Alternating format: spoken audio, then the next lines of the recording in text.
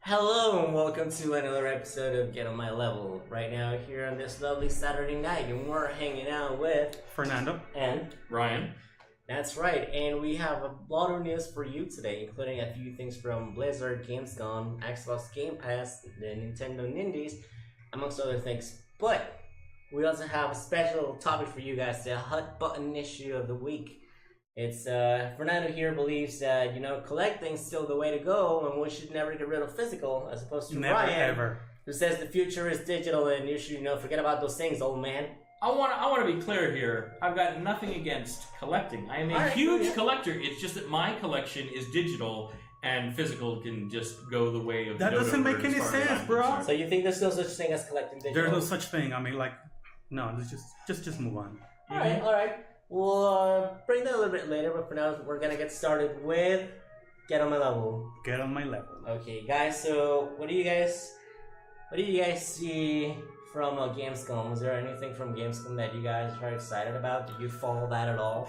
Last few days. I watched the big Microsoft presentation for Gamescom, and what's so interesting about that?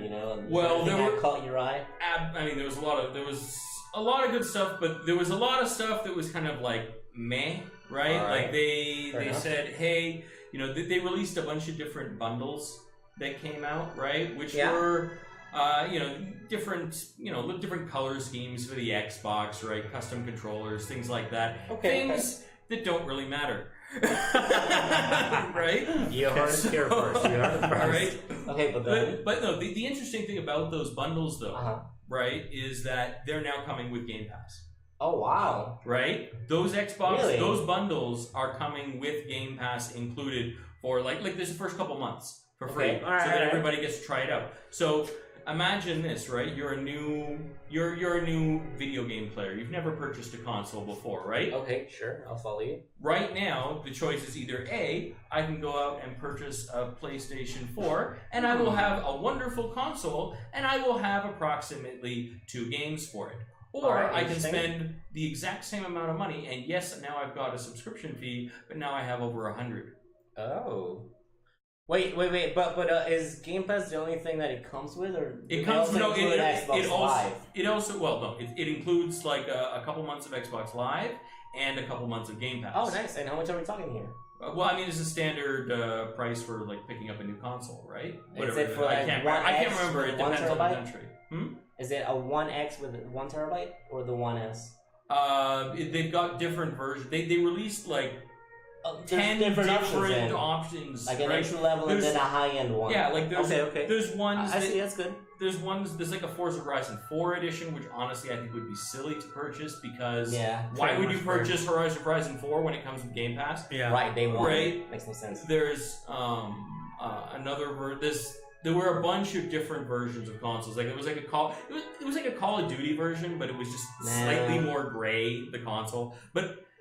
Who needs that? Yeah, but the interesting thing is they are really pushing Game Pass, and they're now selling it with their consoles. Do any of you feel like a bit more aggressive right now, isn't it? Do any of you actually have Game Pass? I do. You guys. So we both do. So what's the cost? $10 a month, $10. It is $10 a month, right? 20 or 30 pesos. Well, this is the thing, though. Well, this is the other thing that was announced at Gamescom, right? We're talking about Gamescom. Yeah. Microsoft also announced a new promotion for Games Pass, where if you are a new subscriber, right? So for me and you, it doesn't matter. Right. We've already got it. But Fernando, who does not have Game Pass, you can now get the first 2 months of Game Pass for $2. Okay. Check that out. It's essentially free. Like, there's no reason not to try out the first 2 months of Game Pass. That's pretty good, though, for real. No. I mean, I actually have used the service because my son, I got him an Xbox S, and that console came with Game Pass with 3 months. And anyhow, so I think it's a good service, but it's pretty much like Netflix. Like you have this huge amount of options, and you rarely end up playing any of those games. All right. Well, let me ask you this, right? Everybody's complaint about Netflix when it first came out. What was everybody's complaint about Netflix?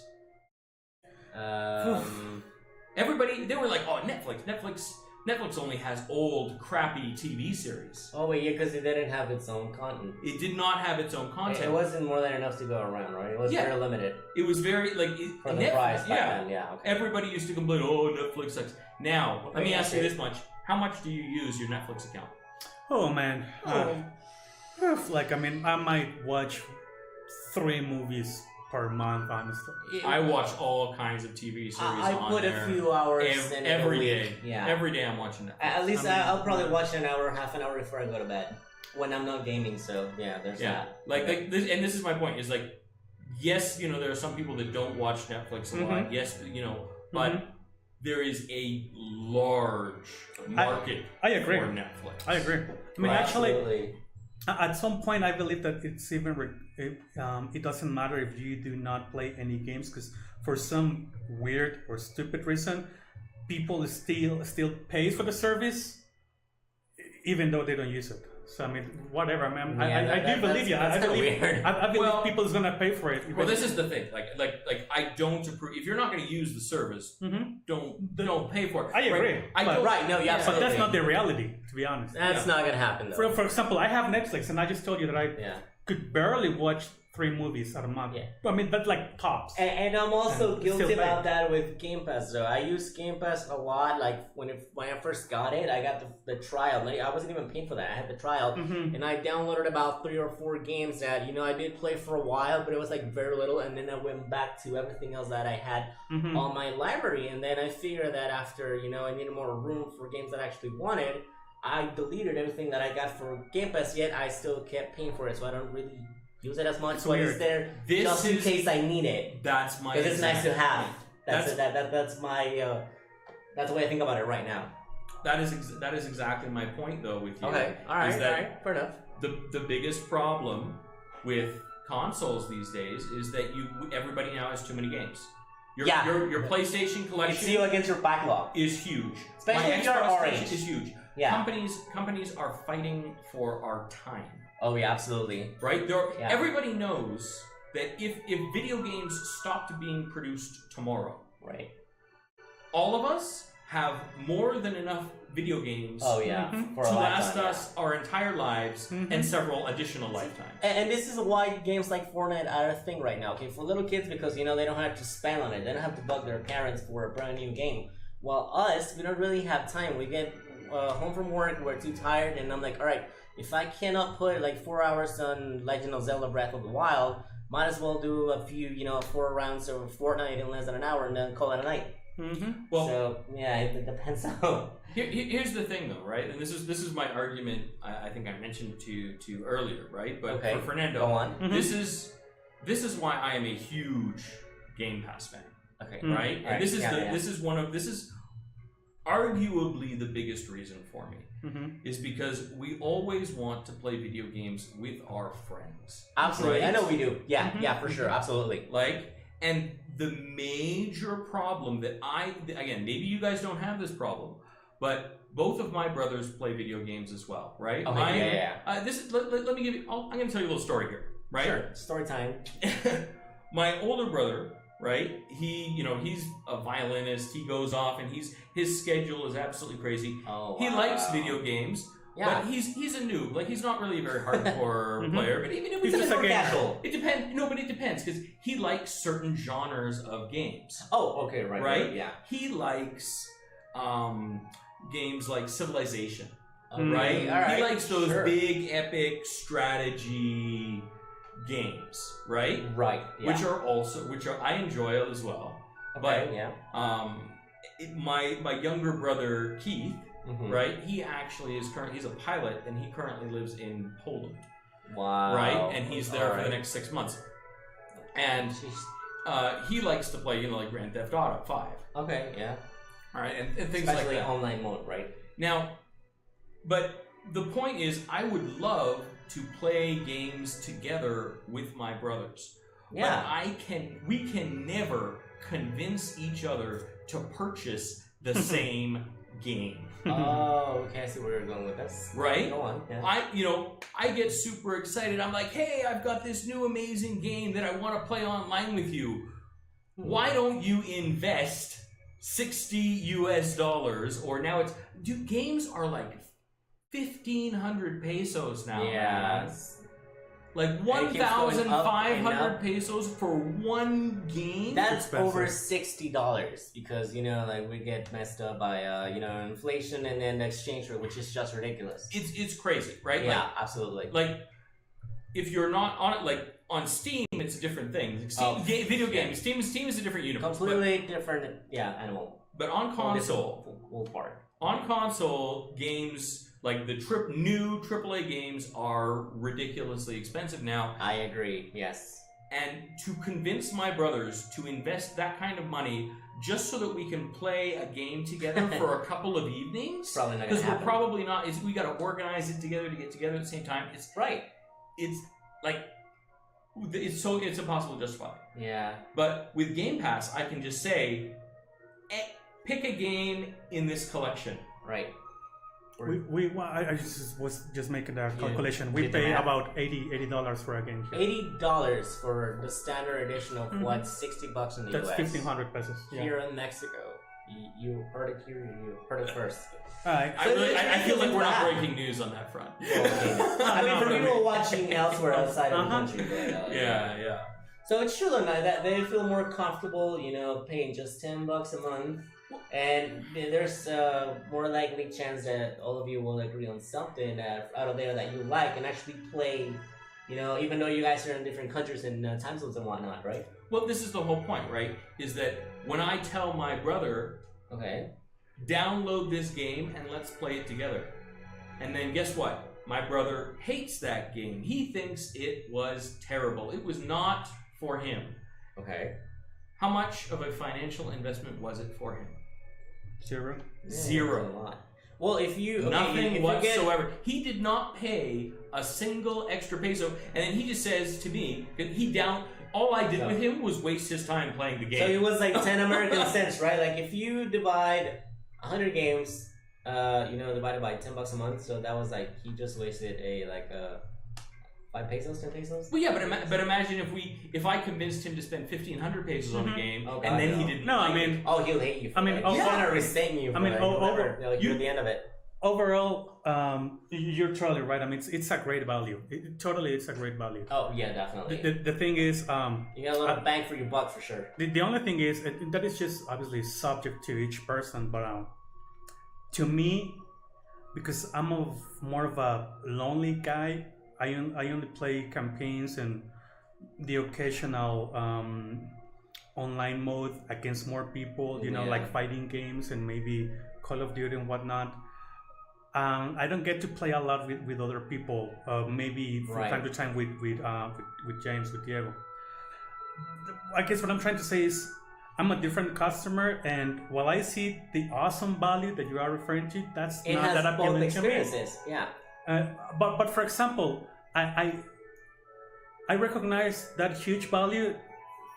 I mean that I purchased that Xbox to my son, and I got him Game Pass so that I can have more games to play, right? But the thing is, again, me as a customer, I like to own my stuff, which is another debate that we're gonna have later on. Later, yeah. But that's the point. Yeah, but the cool thing about Game Pass is that we are both more used to single player, story driven experiences.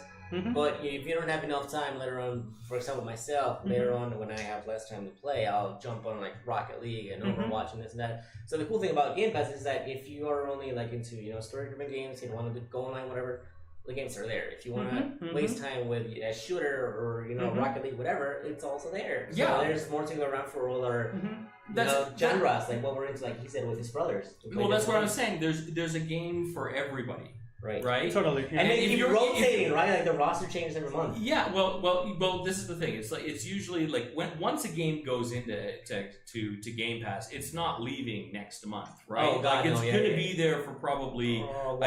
From what I've seen, based on because there was the big one that I saw that left was Mad Max. Right? Oh, it did. Mad Max was on Game Pass, and it left. I forgot. Unfortunately, before I actually got Game Pass, so I didn't get a chance to play that one. But that's fine. But like the Microsoft games are going to be there forever. Oh, absolutely. Right? On day one, like on launch. Yeah. Which is awesome. Not every Microsoft game is going to be available on launch necessarily, but like Forza Horizon 4 will be there. Forza, it feels like that's the direction they're going. All right, it's like probably Netflix like and all their new series. And what else? Crackdown. Well, dude, the new Halo game. Oh, the new Halo. Okay, the new Halo. The new Gears. Well, obviously, State of Decay 2. State of Decay. Yes, over there. Sea of Thieves, which is something else. All right. Yeah. And a good thing is, like, for example, like, if you miss out, for example, if you would have gotten, like, Game Pass before Mad Max was out, you could have gotten that game and the DLCs at a discount, right?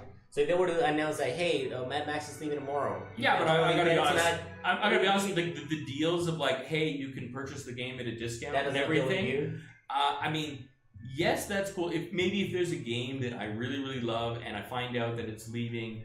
Maybe I'll take advantage of one of those programs. Maybe they'll get me. All right. Right? Maybe they'll get me. Okay. But I don't see it happening. For me, it's so hard to justify spending any money on video games right now. Yeah. Because I have so many for free. Well, that's it's not free. I'm paying for the Game Pass subscription. Yeah, it's like the Games as a Service that we talked about before. Same thing with like Gold and Plus. And now the new Nintendo service that's coming right up for $20 a month starting September. Well, because this is the thing. Because you talk about the games that you rent with Game Pass, but then you get 4 games a month for free with Xbox Gold. So it's like 104 every month. Yeah, because you get 2 Xbox One games and 2 360 games that are fully backwards compatible. Right. Even if the membership expires, that's something that what do you mean? Oh yeah, no. Xbox Gold is different from PlayStation. If I cancel all my subscriptions, I am no longer a Game Pass member. I am no longer an Xbox Gold member. Yeah. I lose access to all my Game Pass games. Right. Yeah, obviously. But anything that I've got on Games with Gold, I can still play them. Really? They're not locked behind a paywall? They are mine forever. No way, I didn't know that. Forever. You didn't know that, you guys? No, I thought it was just PS Plus. No, man. PS Plus, as soon as you stop paying, you lose access. Right, you get locked out. So much more consumer friendly than PlayStation. I was not aware of that. If you guys were, please comment down. They are yours forever. No, it's right. I remember my son... he lost his membership for a while, and I was browsing his old games because you know that you can play some 360 games on Xbox One. Right. And he got all these weird games that I never downloaded that he actually got for free with Gold. Yeah. Like Gears of War and all those games. Right. Well, actually, the interesting thing that everybody's talking about in the news sites right now is that For Honor is free on Steam. Honor, yeah. Right. Right, the starter edition, but so is on Xbox Live. That's that's the thing. It's For Honor. It's free on Steam, but it's also one of the games of Gold this month. Right. Yeah. So you can just download it for free wherever. And the bad thing's like there's no crossplay, right?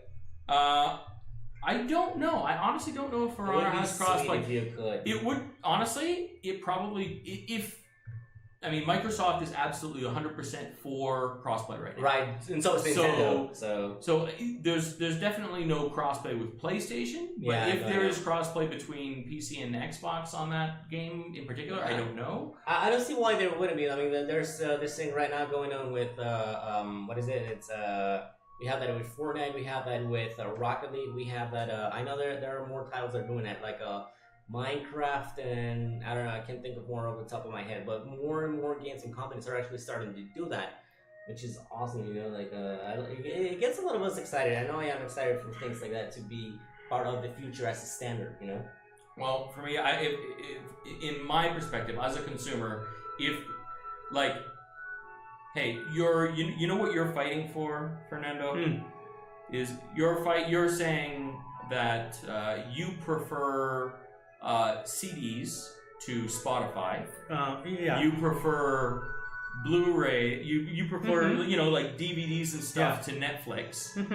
And you prefer CDs and cartridges to digital media. I mean that's Then you're. Do you see where I'm going here? Yeah. It's we'll come back to that. I know. We're gonna be here for a while. Okay, a few more things out of games to come now. there was a Blizzard presentation in which right now they talked about the new Busan Overwatch map, which is dedicated to Diva, and also there was a new Diva animated short. Right now we don't have the footage for it, but if you want to watch it, I'll leave the link below so you can see it and let us know what you think about that. There was also a new footage for Resident Evil. We finally got some footage of Claire. Yeah. For Resident Evil 2 Remastered. Dude, what's wrong with Capcom?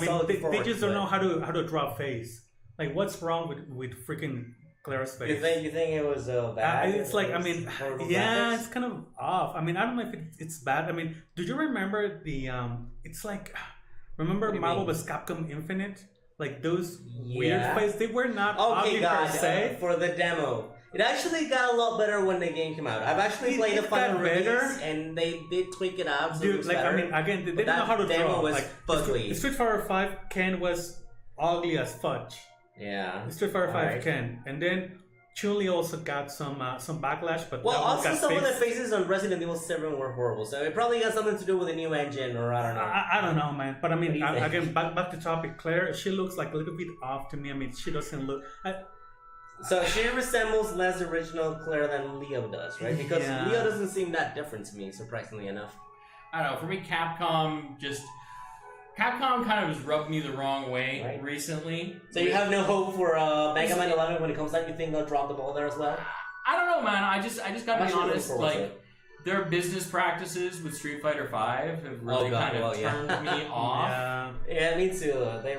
Not that Street Fighter 5 is a bad game. I think it's actually a pretty good game, but I just don't like the. It's like the business side. They're going very Capcom. EA. It's like about probably it is. It's like they were two different companies, and maybe at its core, that's the case because I mean, I got recently the Mega Man X collection, and that collection is pretty good.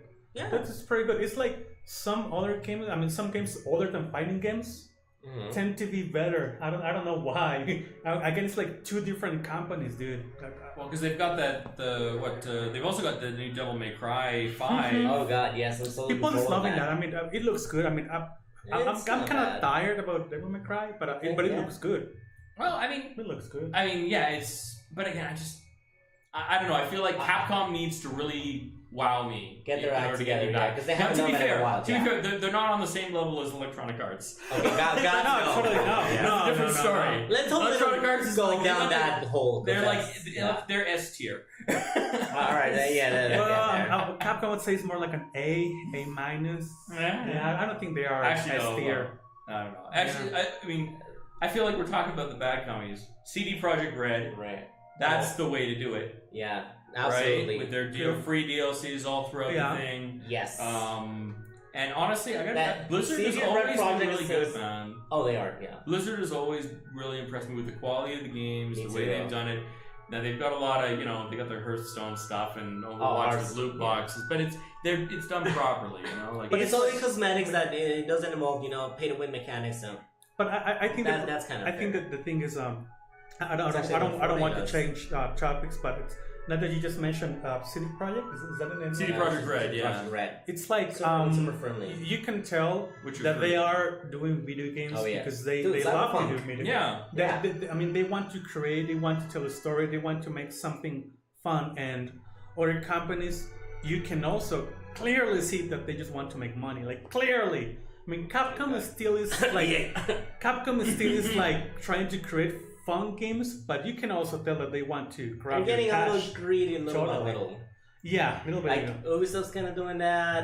What's that other one that it's also starting to get on that territory? I mean they are not fully there yet, but they are trying to cross over. Like Activision and Ubisoft. I think all those are.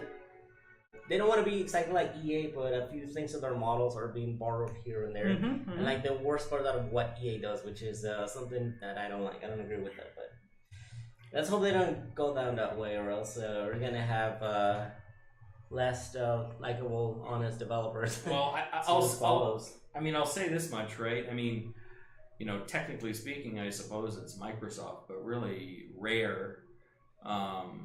Has really, I know it sounds crazy, right? Because Sea of Thieves got so many bad reviews when it first came out, but it's it's a totally different It's experience. gotten better. It's amazing, man. Yeah. The game's so it's a very unique experience because it's like a psychological sandbox is what it is. Oh yeah. Right? Because the whole thing about the game is you never know how any other player is going to react, and everybody in the game almost has a microphone. Right, but you gotta adapt to that, and you actually communicate to them, right? Which Yeah, is, so well, everybody important does part that. of the gameplay. Yeah. Yeah, you like if you're playing Sea of Thieves and you're in your boat and you're going out and you're attacking every other ship you see, you're doing it wrong, man. Yeah, it's You're not doing gonna it go well wrong. for you. It's so much more fun to go out and like yes, you attack people when they deserve it, you know, or when you decide it's necessary, but working together, forming alliances, and the game forces you to do that because they've got objectives that you have to be in an alliance with a random other ship. True. Yeah. In okay, order I to see. accomplish this particular goal, right? Right. And the beautiful thing is they update the game every like 2 weeks. There's a new content update. Good. It's like every week and a half, every 2 weeks. There's a new Build Rat Adventure is what they call it. Yeah. And you're basically going out there unlocking all kinds of cool cosmetic items and things like that. But the point is, it's like when you load up any other game, you kind of know what to expect. Right. You go into the game and you're like, you know what? I'm gonna play Dark Souls. I'm gonna go in. I'm gonna kill some monsters. It'll be fun. Yeah. Or I'm going to, I'm gonna play Counter-Strike. Right? I get in my buddy. Yes, it's a multiplayer game. Yes, you go in, but you know those other terrorists are going to be trying to kill you. Right, yeah. No, I think this is the future of gaming. I see a lot of games doing that. You know, it's not just Sea of Thieves, but I see the same thing on Rainbow Six Siege. I see that on Fortnite. I see it on Overwatch. You know, you pay for the base game, and then, or you know, right now Fortnite's still like on the beta kind of thing. Mm-hmm. But every couple weeks or so, you get a new season, you get a new event, new operators, new maps, new characters, or something else is going on. Like a real-time event's going on that's gonna change whatever's gonna happen next month. You know, and you get new skins and things like that. So it's making a lot of money that way, bringing people back so they don't get bored. I'm gonna dare to say that for the uneducated, that's a term that lately it's trending. For the uneducated, you can say it's a game, but it's what we were saying the other night. It's more like a platform. It's a platform that it's like a project. It's like a project that has a cycle development, and you launch the platform, and then you have this cycle where you're going to introduce these gameplays, these characters or operators, and that's season 1, and then you work towards and through that calendar. So it's like expansion after expansion. Through that schedule, through those expansions. All right, yeah. That's actually what I heard about. I'm sorry, go ahead. No. I don't see it anymore as a game. Like I don't see Fortnite as a game. Yeah, okay. I totally see it as a freaking platform with the schedules and releases. And, gotcha. Mm-hmm. All right, you guys bring that up in the comments. Is it a game or not? Well, that's the way game. That's absolutely the way games are going, because what they're being designed to do, right, is to draw you in, right? Mm-hmm. You go in, you play, you have fun, but you check out what's new. Mm-hmm. That's what it is. That's what it's all about. It's like it keeps you coming back. Yeah, exactly. It's like the game changed. There's something new. Mm-hmm. Let's go play it again, right? And then that's why Sea of Thieves is, I feel like over the long term, it's like that's why people are going to be staying on Game Pass, right? Yeah, definitely. The beautiful thing about the business model is that as long, like the way Game Pass distributes its money to the different publishers. Mm-hmm. Oh yeah, right. Okay. If you think about it that way, is based on how many, who's playing what game. Is your game getting played a lot? Performance and popularity. Yeah, based on. I'm sure. I guarantee you it comes into play. Like how many hours did they spend playing your game? And that's what percentage totally. of the product and we're delivering that data to Microsoft. Like they are eating it up. Right? Yeah, they make a big chunk of the cake, of course. So by doing that, as long as your game continues to have players, whatever game that is, right, you will continue to receive money from Game Pass. Oh, Whereas yeah, if it's a physical copy and people have this a one-time fee, right? There's no incentive for developers to continue supporting their game because they'll already make that money. Yeah, because why would I release a free update when I can release a DLC that you have to pay for? Right.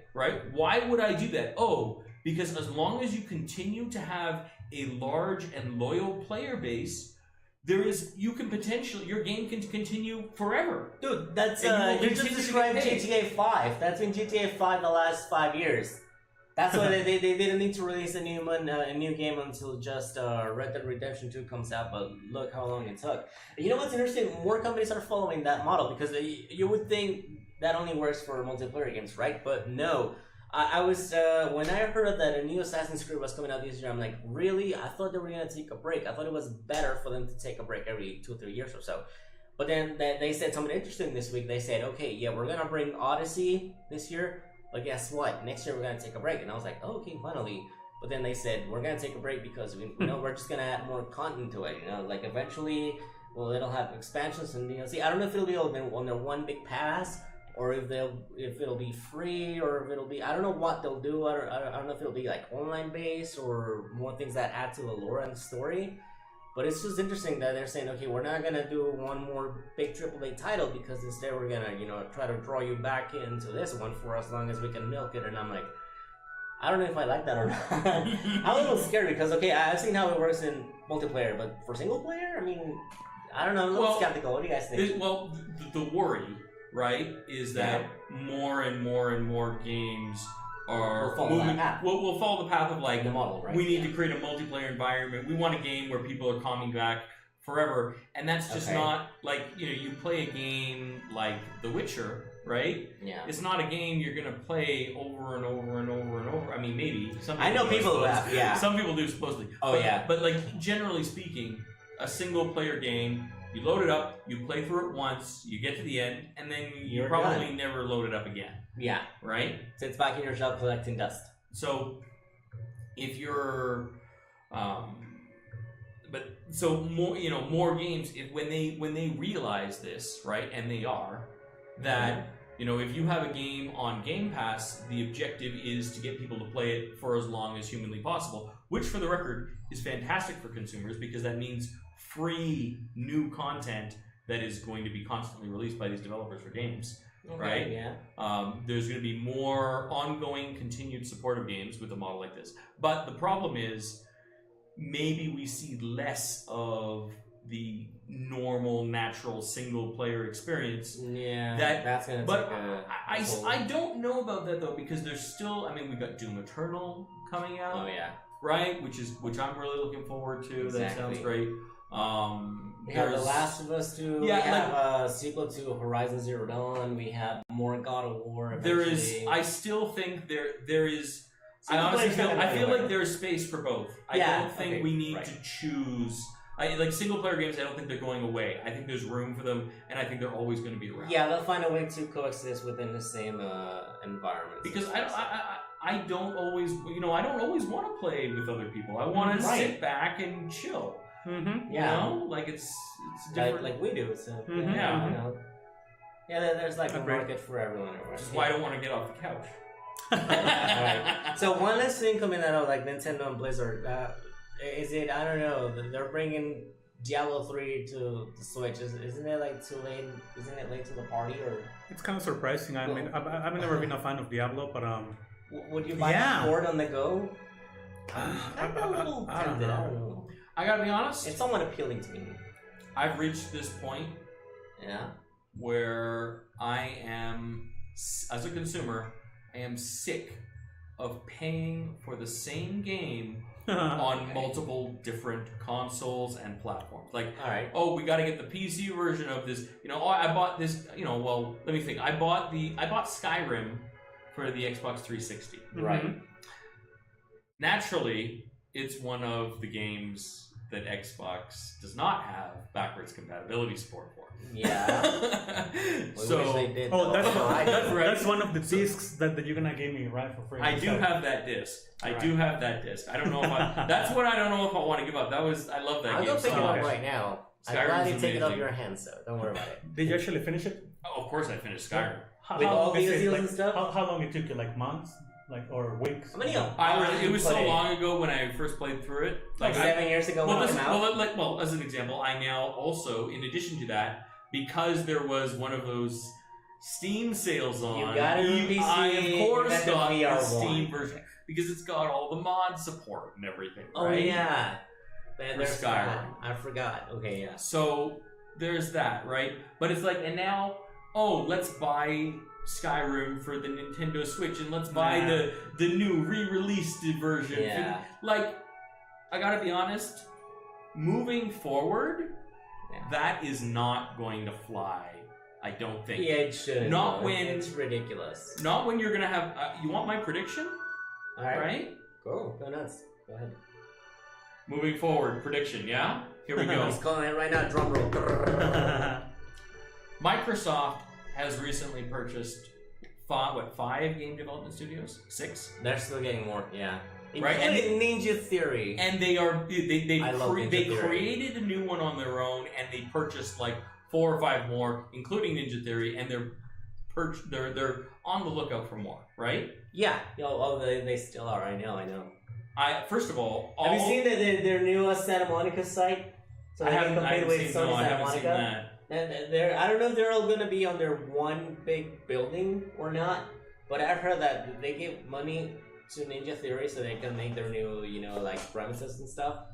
But I don't know if they're gonna have like their own site and a different location, or if they're gonna bring all their studios into one big development complex in Santa Monica. I need to get more details, but that really blew me away because I'm like, man, they're really like, they mean business now. They're throwing a lot of money at it, so.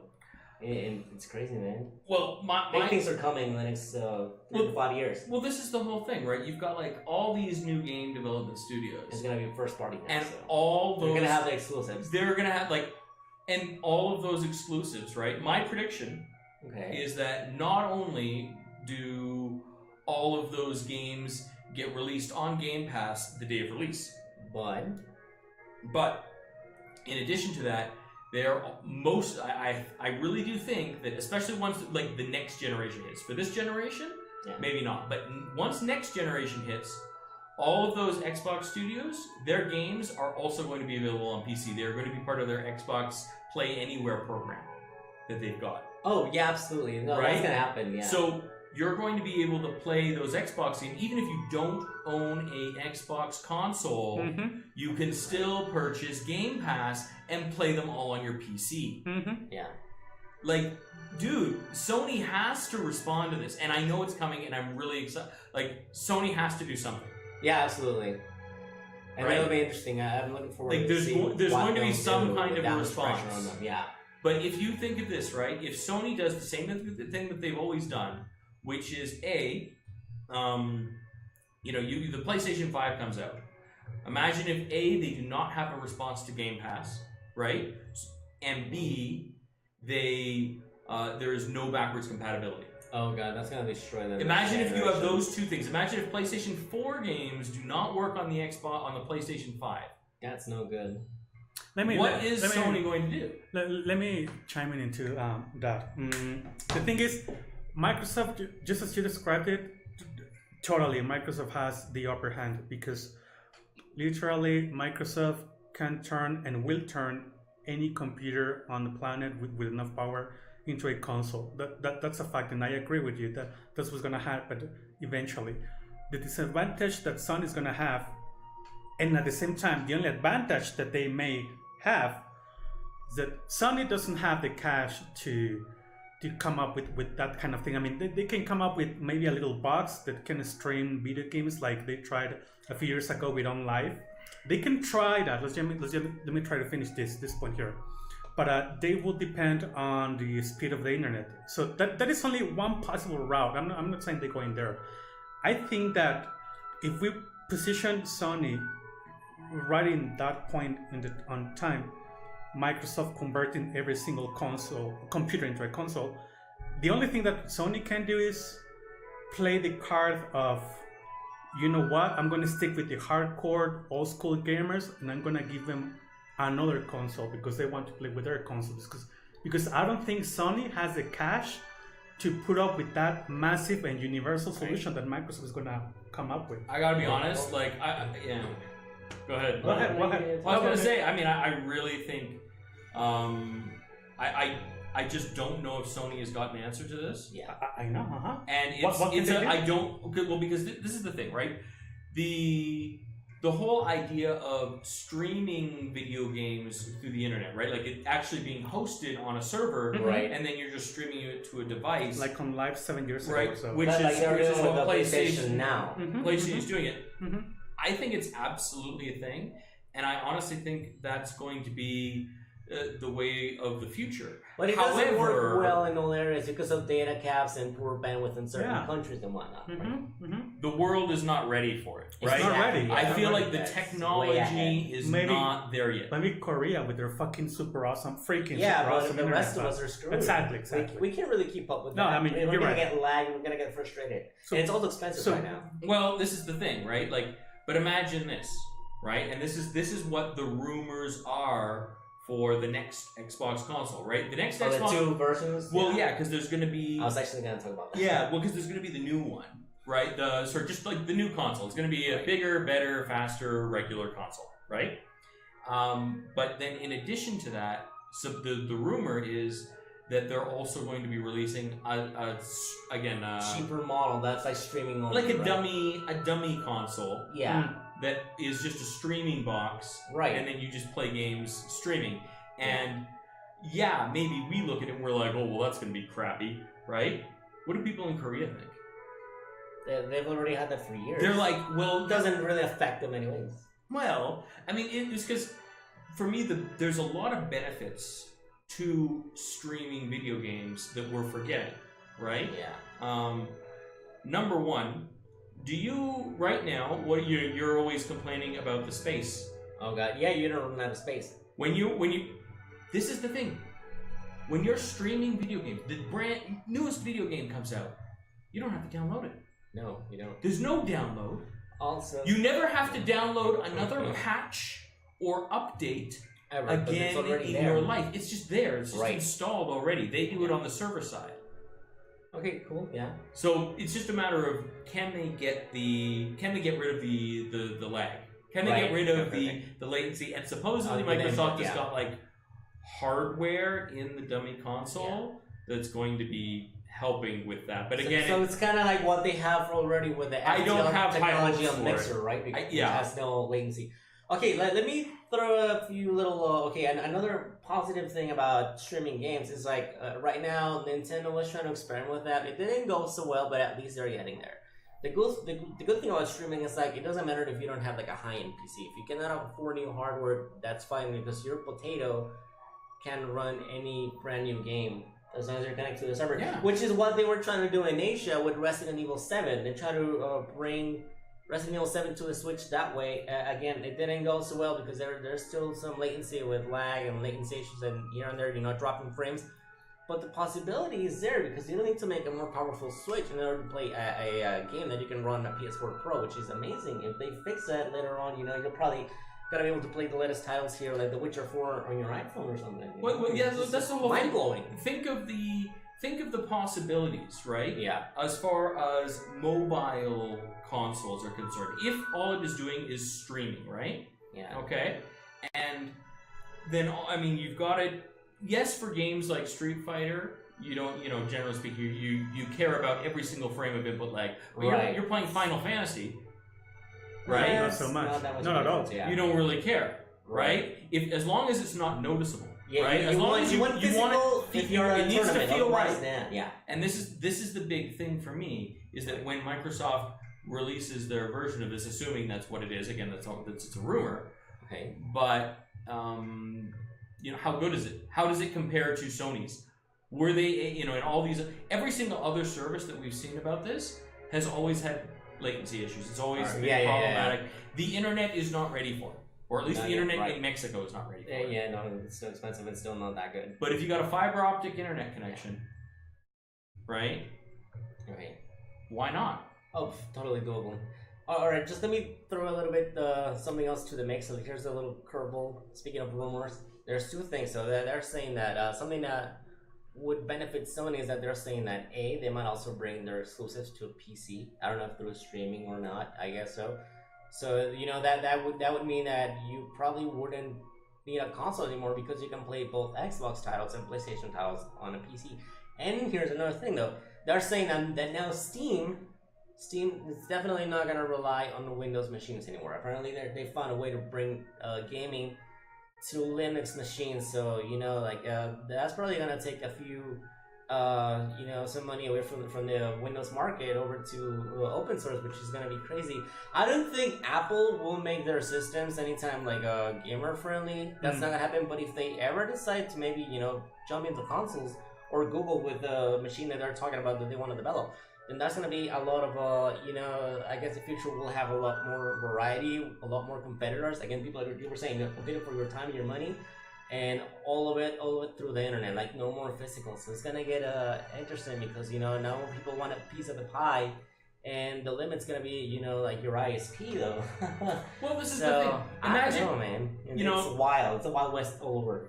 Now, this is that's the whole thing, right? Is that by selling a game digitally, right? And just saying, we are not creating physical copies, period. End of story. You have any idea how much money people save? Oh, they're saving a lot there, It's ridiculous. It's crazy. Right. Now, and if certain games were just like, this is digital only, and that's just the way it is. Yeah.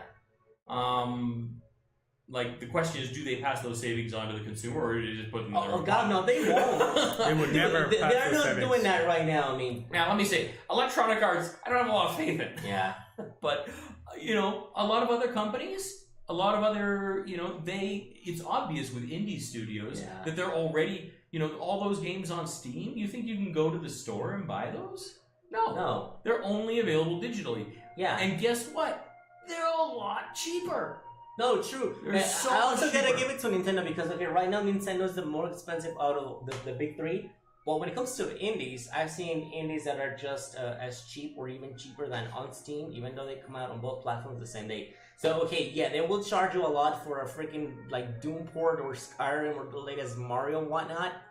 But when they deal with indies, they actually play a little bit nicer there. So if you can't take your PC on the go to play, let's say like Axiom Verge or Hollow Knight or anything like that, you can bring it on the go, which is crazy though. So I don't know, man. I was thinking those words Ryan was saying, because eventually it's gonna happen. A developer, a company is gonna say, this game is not coming physical, period. It's gonna start with maybe one company, maybe then 2, 3, 4. I mean, the day that happens, I'm not gonna say I'm gonna stop buying games, but I think when that happens, I'm gonna stopping buying games too. All right, because what's crazy? Like you said, they're already making that switch, and they're saying well, if you're saving so much money on digital, why won't you pass the discount to me, right? Why wouldn't I save money as a consumer? And they're saying, because it's no fair. We're gonna if we do that, we're gonna kill brick and mortar stores. But they're already killing physical stores. So the day there's no more GameStops or Game Planets, are we finally gonna save some more money, or what? Are we still just out of luck? I'm sorry, but they're never gonna help us save money. Are you crying over Blockbuster right now? I'm not. But there's people who are. There's people who are they dread the thought of you don't save a dying. All right, so we're already jumping onto the big thing. Okay, just one more announcement. The last thing on Blizzard and Nintendo though. Right now, Overwatch is free to play until Monday, so please jump on that on all platforms if you want. And there's a new Nintendo Nindies. Speaking of indie games, announcement coming up early on Tuesday mornings. If you want to watch out what's going to come out the next few months and buy some cheap games that will also be coming out on Steam and Switch, check that out this upcoming Tuesday 28th. And we were going to talk about Fortnite and the new GTS cars, but screw it, I don't think we have time for that. Okay, so right now I'm going to be the referee, I'm going to be the moderator, and we have here Mr. Give me back my discs and get off my lawn, you snooping kids, versus nah, man, digital's the future and it's right now. So the future is now. Go. Who said that? Future is now. Features now. I'm telling you, man. Terminator? I don't know. No. I forgot. I think it was a motto for a company. Features now. Maybe. Was it really? Probably. All right. Okay. I don't know. All right, let's go. So I'm curious here, right? Mm-hmm. Because I'm coming from the perspective of, you know, a logical person. What is your argument for physical media? Well, I think the core of my argument is that I'm a nostalgic. Is that the word? Nostalgic guy. Oh, Nostalgic, okay, yeah. All right. I guess my second argument would be that I like to own my games. I like to have my games. It sounds pretty much like a cliche because everybody says that, but it's the truth. I mean, I love going home and look at my shelf and have, you know, all of my games. Pretty much it did. I mean, I know they consume a lot of space. I know they are difficult sometimes to find and even to keep because, you know, your dog, your kids, your family. Pass me any one of your games there. Yeah, any of them. All right, I'll give you a nice one. It's gonna destroy the homes. No. You better not. We are looking at Assassin's Creed. Yeah, the steelbook for some steelbooks. PS3. So yeah, all right. So Fernando, Black Flag. when you've got your games, first of all, I want to emphasize, I totally get and appreciate having cool stuff on your walls. Right. I'm not against collectibles, right? And I think that video games should still, you know, keep coming out with cool little things for, you know, whatever special edition, but the games itself, like the actual discs. Yes. I know it sounds crazy, but discs are boring. I'm not interested in discs. Oh, okay. They brought away. Right? Like I thought you were gonna say something working. killer, like I'm maybe finding some expiration date or something. Like what's gonna Like, totally nullify my argument. Let me ask you a question. This is called boring. Come on. What would you rather look at? All right. This is in your collection. Are they watching this, Diego? Can they see the box? This is in Diego's collection, and I'm going to be criticizing him here. All right. This is a beautiful box, guys. I mean, this is very very cool. All right. Now you can do several different things with this game. You can either display it on your shelf like this, right? So you can see this cool thing, or you could look at the back, which is also very very cool. Awesome. Yeah. It's very very cool, by the way. Right. And having this up on your wall and stuff. Yeah. I get it. I understand.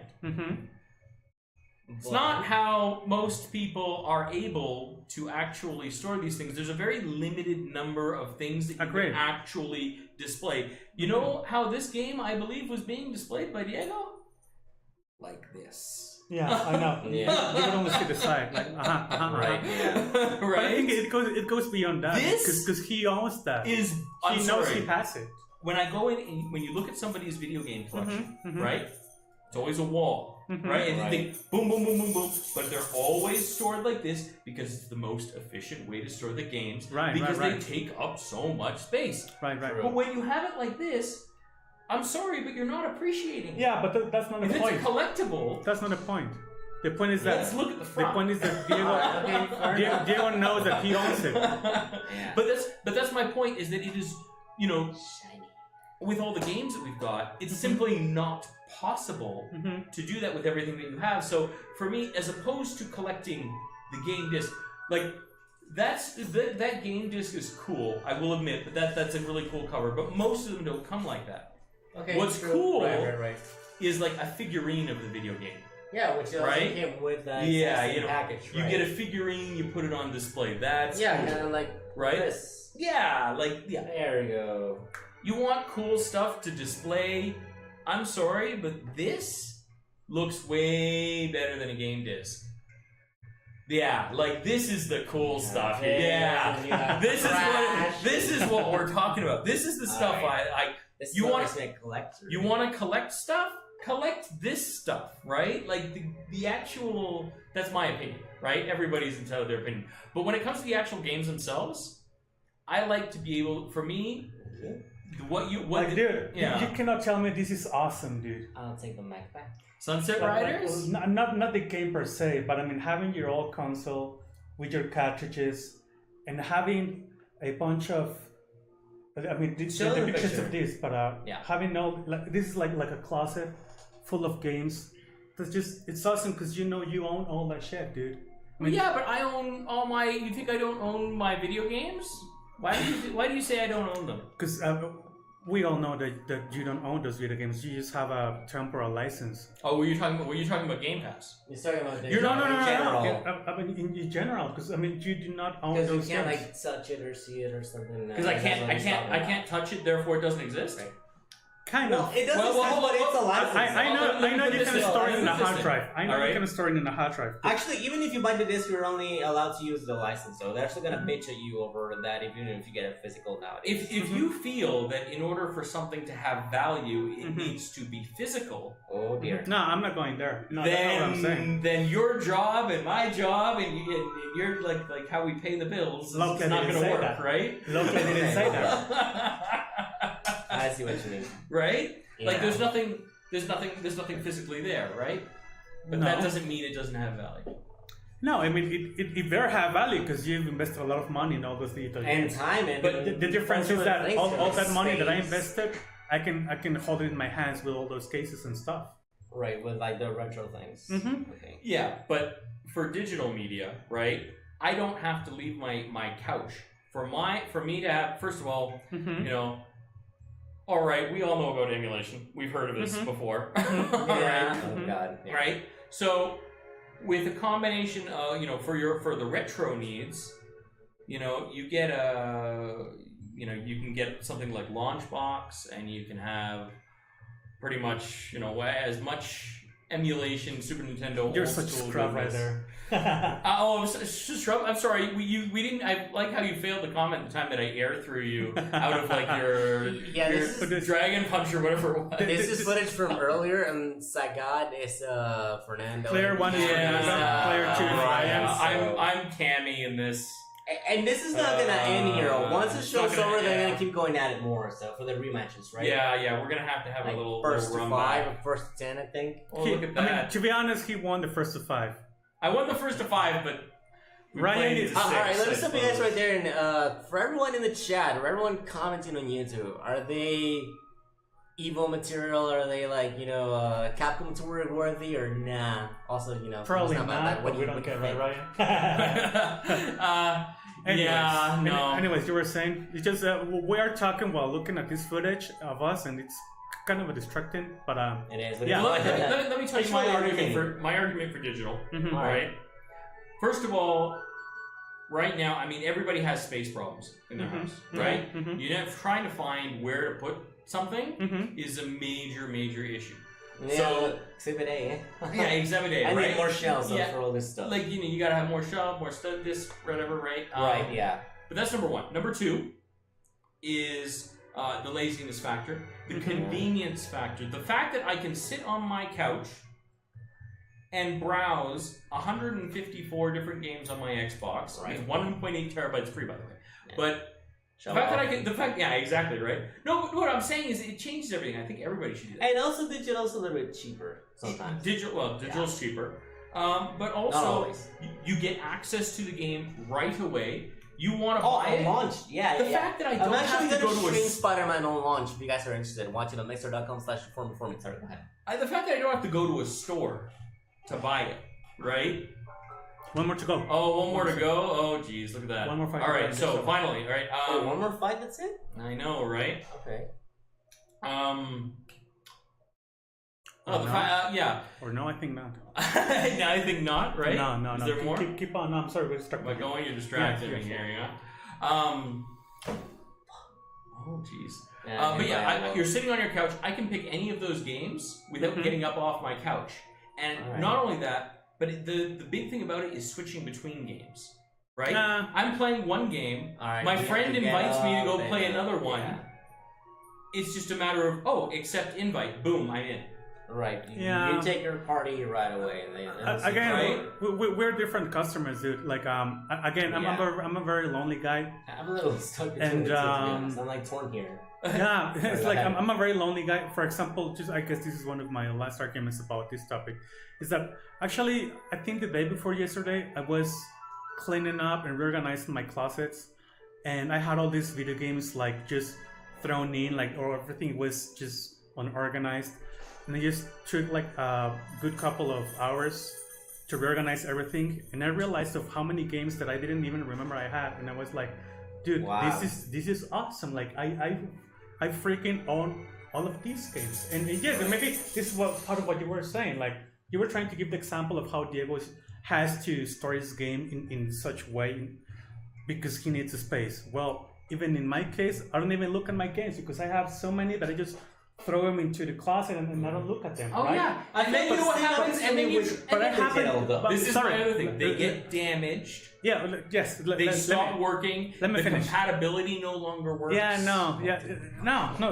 Totally no, man. Because I mean, the thing is, I was organizing my closet, and I realized all of these games that I didn't know I have or didn't remember that I have, and it's that feeling is awesome, dude. I know I'm talking about feelings maybe, but it's just a very cool sensation that I mean, I happen to all these Dreamcast games, these Sega Saturn games, these Super Nintendo games, and it's like, damn, this is awesome. I mean, if I want to play all these games that a lot of people do not have, and even though they can emulate them, they just don't have them. I mean, in some ways, I truly feel like this is a privilege because I have all these games, dude. Right, you can get an NES classic. But I feel very privileged as well because I've got so many games on Steam and Xbox. Yeah. But eventually you also run out of like hard disk space. Now here's another thing, like he's saying, like, okay, I can buy an official NES Classic or SNES Classic, right? And it's a licensed emulator. But it's not the same thing as actually, still owning the actual SNES from back then. Also, another thing is like just how he feels like he will just throw like his games into a pile and forget about them. I feel the same thing with like digital backlog though. Like I have like probably over 500 games on like 6 different platforms right now, and I'm like, dude, I probably have the same game twice across like at least 2 or 3 platforms. But guess what? Like I forgot I have them, and even if I have them, then I'm just gonna like scroll through that. You know how when you have a hard time trying to pick something for Netflix that you spend more time browsing while you're gonna watch than actually watching. It's the same thing here. It's like, oh, okay, I have Assassin's Creed 2 for Steam. Great. How long is that? Oh, how big is that? Like 10 gigs. How long would it take me to download it? I don't know. By the time you leave it downloading, think about it. I'm like, you know what? I'm gonna play tomorrow, or I'm not gonna download it at all because I forgot I also have it on Xbox. And it's one of the old games that was free, right? So I don't really look at it. And that's another thing that I'm concerned about with digital media. Is like, okay, fine. If you happen to have your old Sega, your old NES lying around, as long as it works, you can plug it back in. Right. And that cartridge doesn't need any updates. It doesn't need to go online. It's just ready to go. Boom, like plug and play.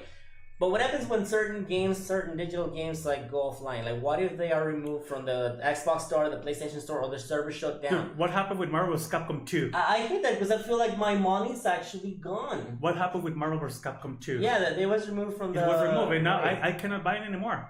I cannot buy it anymore. And I can't download it anymore, so I feel screwed over. I feel I feel cheated there. Hold up there here, right?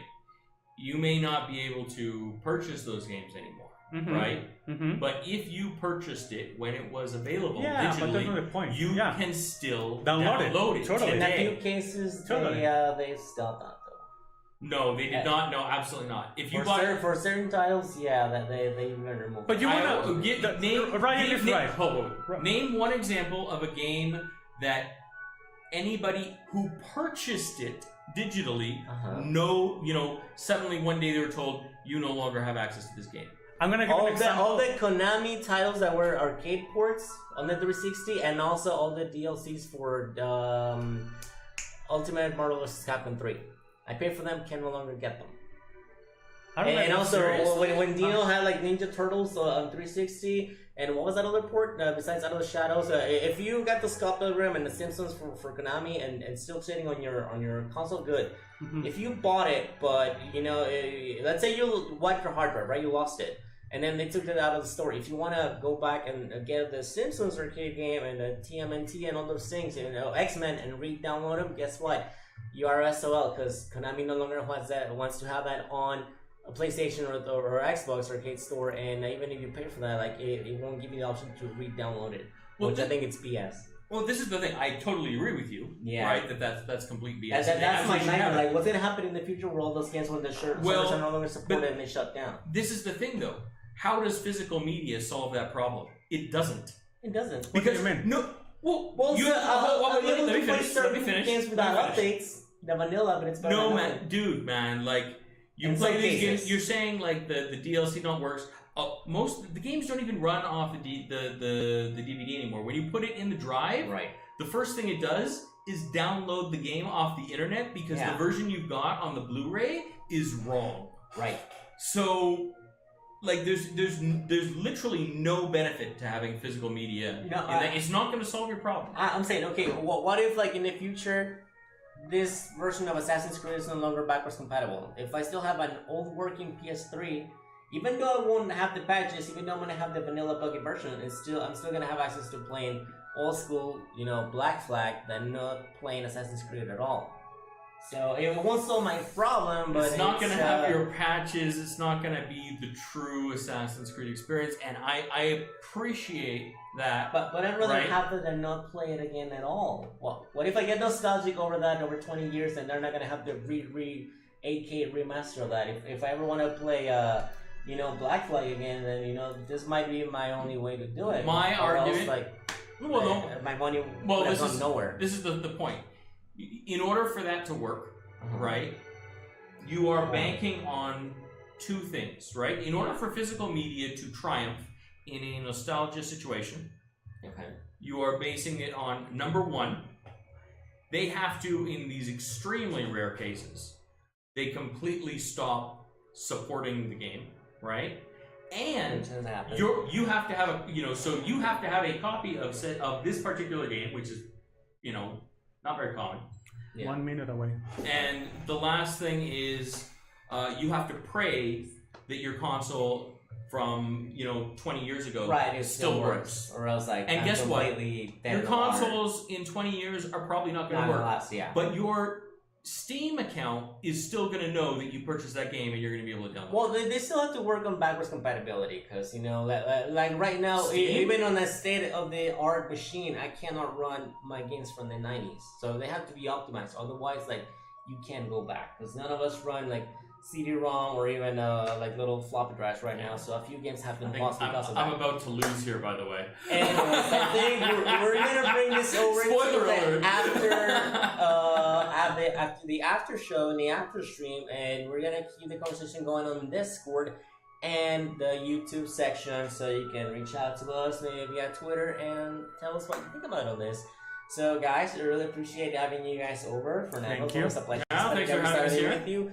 And Ryan, thanks for stopping by. I don't know if you want to come more often. You guys seem to enjoy this thing. You guys know your way around gaming. We'll see. So, all right. So this has been, our show for this week. Thanks for following us. Don't forget to check our daily streams, or at least 5 days a week on Mixer.com/informe. And we also have the Get On My Level Twitter and YouTube channel as well for your viewing pleasure. So once again, thanks for spending time with us. We appreciate you. Thank you. We're going to bring you next week, all things gaming. And anything else you want to add, Fernando? No, thank you guys. Okay, what about you, Ryan? Thanks for having me. Right, no problem. You're welcome. We're welcome here anytime. This has been another episode of Get On My Level, and we appreciate you. See you now. Thank you. Bye. Bye.